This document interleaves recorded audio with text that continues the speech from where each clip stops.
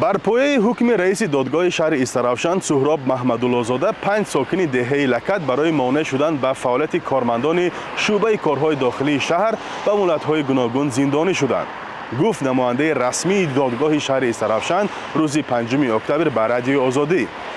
ба гуфтаи ӯ ду амаки духтари ноболиғе ки дар маркази ин моҷаро қарор дорад, Ҷамолиддин ва Ғайрат Раҳматово аввалӣ ба 3 соли зиндони низомаш пурзур ва дуввумӣ ба 1.5 соли шартии муҳлати санҷишӣ маҳкум шуданд.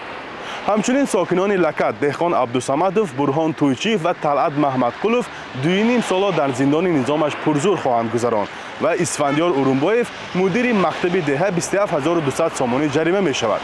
ҳамаи онҳо ба авбошӣ, истифодаи зур нисбати намояндаи ҳокимият ва таҳқири намояндаи ҳокимият айбдор шуданд. аз ин пеш раёсати вазорати корҳои дохилии Тоҷикистон аз боздошти 9 нафар гузориш дода буданд, вале дар додгоҳи шаҳри Истаравшан гуфтанд ки 3 нафари боқимонда дар ҷанҷол ширкат накарда буданд ва бо ҷаримаву огоҳӣ раҳо гардиданд. то куҷо онҳо аз ҳукм розӣ ҳастанд номаълум аст, вале пайвандонаш гуфтанд ки аз болои ҳукм шикоят намебаранд.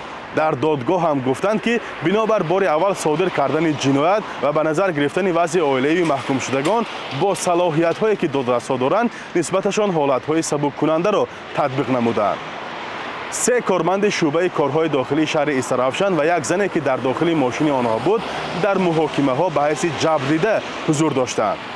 пештар вазорати корҳои дохилӣ бо нашри як гузориш гуфта буд ки ин афрод дар эҷоди монеъ ва латӯкӯби маъмурони пулис гумонбар мешаванд. қаблан Радиои Озодӣ дар ин мавзӯъ гузоришҳо таҳия карда буд ва духтари ноболиғе ки дар дохили нақлиёти кормандони пулис буд аз рафтори ғайриахлоқии милисаҳо шикоят дошт.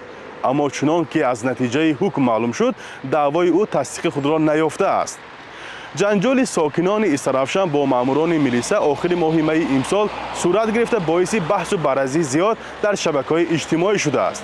бархеҳо гуфтанд, агар сокинони Истаравшанро барои ҳамла ба кормандони пулис боздошт карданд, бояд аъмоли милисаҳо ҳам таҳқиқ ва муҳокима шавад. вале маъмурони пулис ҷазое нагирифта ва аз аввал то охир ҳамчун ҷабрида эътироф гардиданд. мақомоти шаҳри Истаравшан оғози моҳи август ҷанҷоли сокинони Лакат бо маъмурони милисаро расман шаҳр дода гуфтанд, масъала ба даъвати баҳории ҷавонон ба сафи артиш рабт дорад ва милисаҳо ба ин деҳа барои боздошти ҷавоне рафта буданд ки аз хидмати ҳарбӣ сарпечӣ кард. мақомоти додистонии вилояти Суғд ҳам гуфтанд, зану духтаре ки дар дохили мошини милисаҳо буданд барои кӯмак дар дарёфти ҷавони синни даъватӣ рафтанд. ҳукми гурӯҳии сокинони Истаравшан барои ҷанҷол бо милисаҳо дар ҳолест ки шикояту норозигӣ аз рафтор ва бархӯрди маъмурони милиса дар Тоҷикистон кам нест.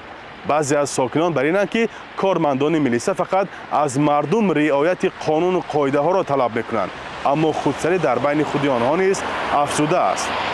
Фарзон Муҳаммадӣ, Радиои Озодӣ, шаҳри Истаравшан.